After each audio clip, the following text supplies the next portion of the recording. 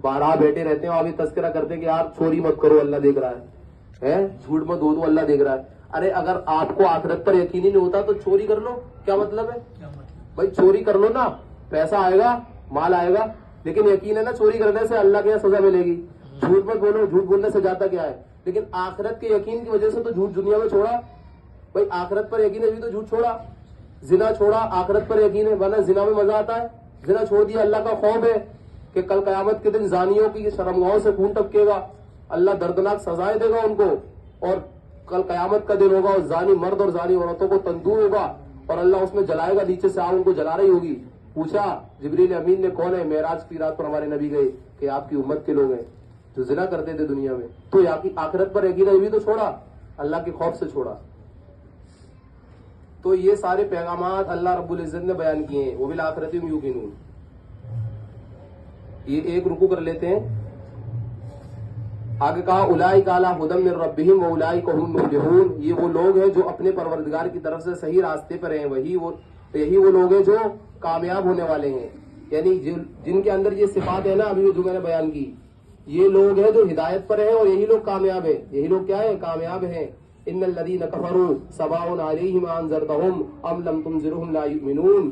बेशक वो लोग जिन्होंने कुफ्र किया, जिन्होंने क्या किया? अल्लाह का इनकार कर दिया, काफिर हो गए, उनके हक में दोनों बातें बराबर हैं। उनके हक में दोनों बातें बराबर है, चाहे तो वो ईमान ले आए और चाहे आप उनको डराइए या ना डराइए, वो ईमान लाने वाले नहीं है। यानी अल्लाह के नबी सल्लल्लाहु अलैहि वसल्लम का जब उन्होंने इनकार कर दिया, अल्लाह का इनकार कर दिया, तो अल्लाह के नबी से अल्लाह ने कहा कि अल्लाह के नबी आप उनको डराओ अल्लाह से या मत डराओ, बराबर है, उन पर कुछ फर्क ही नहीं पड़ता, काफिरों पर, गैर ईमान वालों पर।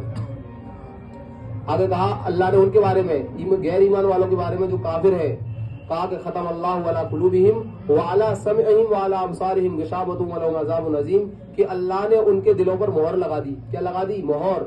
अला समइहिम, वो सुन नहीं सकते, व अला अबसारिहिम गिशावा, और उनके आंखों पर पर्दा पड़ा हुआ है।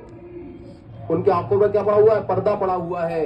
उनके लिए जबरदस्त आजाब है। क्यों? सुन क्यों नहीं सकते? यानी ईमान की बात वो सुनेंगे नहीं, और अल्लाह ने उनके दिल पर मोहर लगा दी कि उनका दिल में ईमान जाएगा नहीं।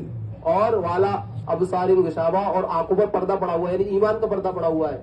जाहिर में पर्दा नहीं, ईमान का पर्दा, यानी अपनी आंखों से उनको ईमान नजर नहीं आ रहा, अल्लाह ने मोहर लगा दी है।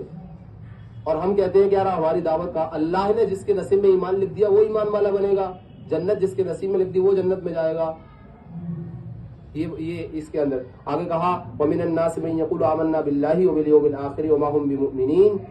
कुछ लोग वो है जो कहते हैं कि हम अल्लाह पर और यौम आखिरत पर ईमान लाए, हालांकि वो हकीकत में मोमिन नहीं है। यानी सूरत के शुरू में मोमिनों के औसाफ और उनका अंजाम खैर बयान किया गया है, फिर उन लोगों का जिक्र हुआ जो खुले काफिर है। अब यहाँ से एक तीसरे गिरोह का बयान हो रहा है जिसे मुनाफिक कहा जाता है। ये लोग जाहिर में तो अपने आप को मुसलमान कहते हैं मगर दिल से मुसलमान नहीं होते। यानी मुनाफिक कहते हैं कि जो बाहर से तो मुसलमान नजर आए लेकिन अंदर से वो कुफ्र हो। हमारे नबी के जमाने मुनाफिक होते थे कि हमारे नबी की मजलिस में आके दीन की बातें सुनते और फिर जाके काफिरों में बताते थे, और फिर हमारे नबी ईमान वालों का राज पता चल जाता था, जिसकी वजह से फिर ईमान वालों के खिलाफ प्लानिंग बनाते थे। अब कैसे मुसलमानों को खत्म करना है, उसको कहते हैं मुनाफिक। इसके दिल में तो कुफ्र है और जाहिर में वो क्या है, अपने आप को मुसलमान जाहिर करता है। इसलिए अल्लाह ताला हमें निफाक से बरी फरमाए।